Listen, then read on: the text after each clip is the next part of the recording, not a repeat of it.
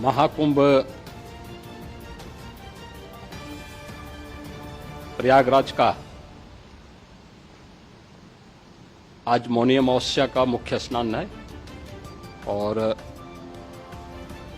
कल सायंकाल 7 बजे से ही काफी बड़ी संख्या में श्रद्धालुजन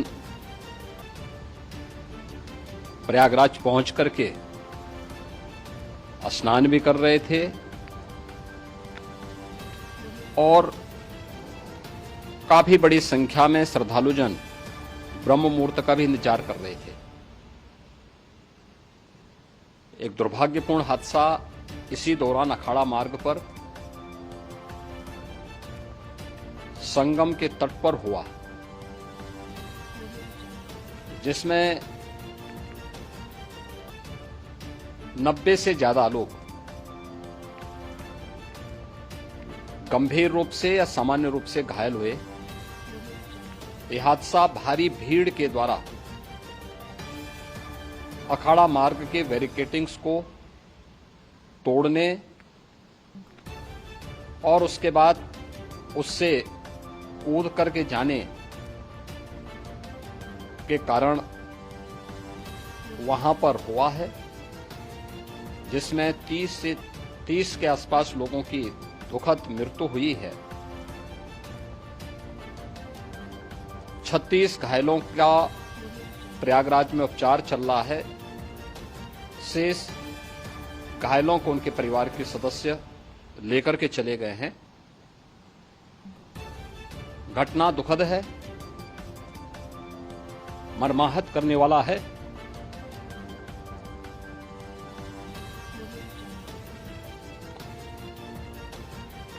उन सभी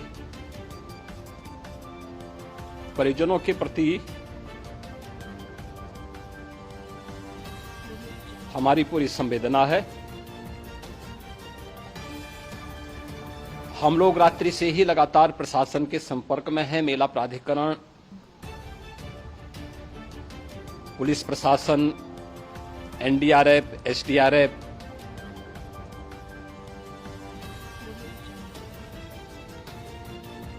और भी अन्य जितने भी व्यवस्थाएं हो सकती थी उन सबको वहां पर तैनात किया गया है। परिणाम उसी का है कि हादसे के कुछ ही देर के बाद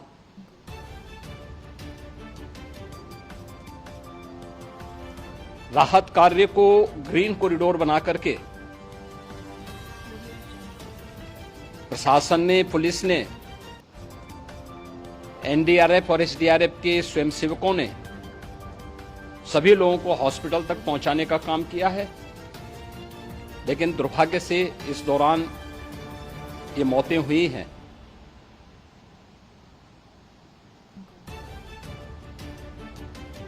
स्वाभाविक रूप से इन सब मुद्दों पर प्रश्न उठना स्वाभाविक भी है।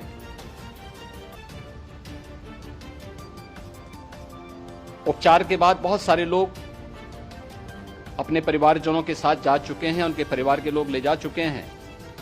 जो बाकी बच्चे हैं उनका उपचार चल रहा है। उपचार के सारे इंतजाम वहां किए गए हैं।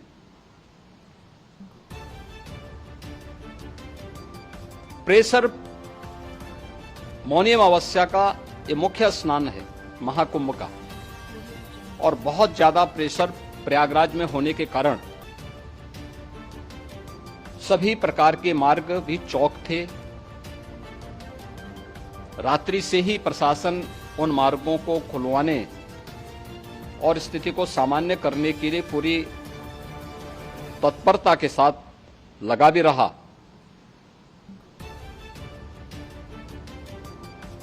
ये सभी घटनाओं के बाद, ये जो हादसा हुआ है, इस हादसा के बाद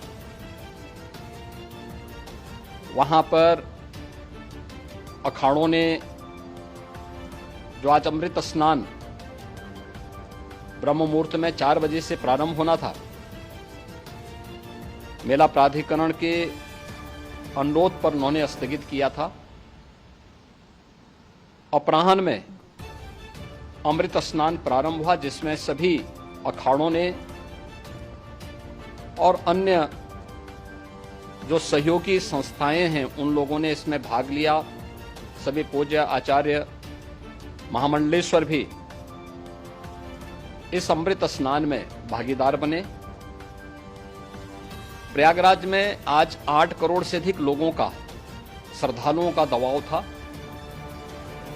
यद्यपि अगल बगल के जनपदों में मिर्जापुर, भदोई, प्रतापगढ़, फतेहपुर, कौशाम्बी, इन सभी जनपदों में भी होर्डिंग एरिया बना करके काफी बड़े पैमाने पर श्रद्धालुओं जनों को रोका गया था,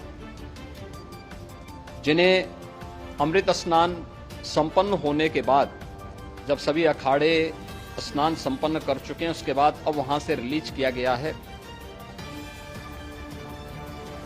इतना भारी दबाव ये पहली बार वहां पर देखने को मिला था, और जिसके बारे में हम लोगों ने पूरे इंतजाम करने के प्रयास भी किए गए थे। रेलवे स्टेशनों पर, चाहे वह झूसी हो, चाहे वह प्रयागराज सिटी हो, प्रयागराज हो, फाफामऊ हो, उन सभी पर लगातार दबाव बना रहा। रेलवे ने भी इस दौरान वहां के दबाव को ध्यान में रखते हुए मेला स्पेशल चलाई। रूटीन और मेला स्पेशल को मिलाकर के लगभग 300 से अधिक ट्रेन रेलवे के द्वारा अब तक चलाई जा चुकी हैं, और जिससे श्रद्धालु जनों को उनके गंतव्य तक पहुंचाया जा सके। उत्तर प्रदेश परिवहन निगम ने भी अपनी 8000 से अधिक बसें श्रद्धालु जनों को उनके गंतव्य तक पहुंचाने के लिए लगाया हुआ है, और जिससे उन सबको सुरक्षित उनके घरों तक पहुंचाया जा सके। दिन भर स्मूथली, बहुत ही सुगमता के साथ पूरा स्नान इसके बाद हुआ है, जिसमें पूज्य शंकराचार्य, आचार्य महामंडलेश्वर, वरिष्ठ संतजन और सभी अखाड़ों ने इसमें पूरा सहयोग भी किया और पूरे कार्यक्रम को सकुशल संपन्न करने में अपना योगदान भी दिया है। ये सभी घटनाएं मर्माहत करने वाली भी हैं और एक सबक भी है, लेकिन हादसे के तह में भी जाने की आवश्यकता है। और इसी दिशा से सरकार ने भी तय किया है कि हम इसकी एक जुडिशियल इंक्वायरी भी करेंगे, क्योंकि कई बार रिव्यू होने के बाद स्थानीय स्तर पर हर प्रकार की सतर्कता के बाद आखिर कहां से ऐसे हादसे फिर भी होते हैं और हुए हैं। इसके लिए हम लोगों ने न्यायमूर्ति हर्ष कुमार के नेतृत्व में पूर्व डीजी श्री वीके गुप्ता और retired IAS Shri DK Singh, इन 3 सदस्यीय जुडिशियल कमीशन को भी इसके लिए गठित किया जा रहा है। इन सभी अन्य कार्यों के साथ साथ हम लोगों ने वहां की पूरी घटना पर आज पूरे दिन भर एक एक घटना को लेकर के मुख्यमंत्री का जो कंट्रोल रूम था, उस कंट्रोल रूम से भी, चीफ सेक्रेटरी के कंट्रोल रूम से भी, डीजीपी के कंट्रोल रूम से भी लगातार इन चीजों की मॉनिटरिंग की जाती रही। दिन भर बैठक चली है और लगातार एक एक घटना को लेकर के वहां पर प्रशासन के साथ संवाद भी रहा है, विभिन्न अखाड़ों के साथ संवाद रहा है, अन्य संतों के साथ भी दिन भर हम लोग संवाद बनाते रहे हैं। प्रातःकाल से आदरणीय प्रधानमंत्री जी का, माननीय गृह मंत्री जी का, माननीय राष्ट्रीय अध्यक्ष जी का, अन्य तमाम केंद्रीय मंत्रियों का, माननीय रेल मंत्री जी का, प्रदेश की माननीय राज्यपाल महोदया का भी समन्वय बराबर आवश्यक दिशा निर्देश भी और मार्गदर्शन भी प्राप्त होता रहा। इसको लेकर के यहाँ पर सरकार ने उसे नीचे मजबूती के साथ उतारने का कार्य करने का प्रयास किया। घटना अत्यंत दुखद है। मृतकों के प्रति मेरी विनम्र श्रद्धांजलि है। जितने भी मृतक के परिजन हैं, उन सभी परिवारजनों के प्रति जिन्होंने अपने परिवार के सदस्यों को खोया है, मेरी संवेदनाएं हैं। विनम्र श्रद्धांजलि उनके प्रति संवेदना मेरी है और इस पूरी घटना की हम लोग न्यायिक जांच करवा करके इसकी तह में भी जाएंगे। इसके अलावा पुलिस के स्तर पर भी अलग से हम लोग इसकी एक अलग से भी जांच करवाएंगे कि आखिर कहां पे ऐसे हादसे किन कारणों से हुए हैं, क्योंकि पहले से इस बारे में हम लोग हमारी रणनीति थी कि इतनी बड़ी संख्या में श्रद्धालु वहां पर आएंगे। मृतक के परिजनों के प्रति हम प्रदेश सरकार की तरफ से, जिन्होंने इस हादसे में अपने परिवार के सदस्यों को खोया है, वहां पर मेला प्राधिकरण के पास वो पूरी सूची है, उन लोगों ने उसको वहां पे जारी भी किया है।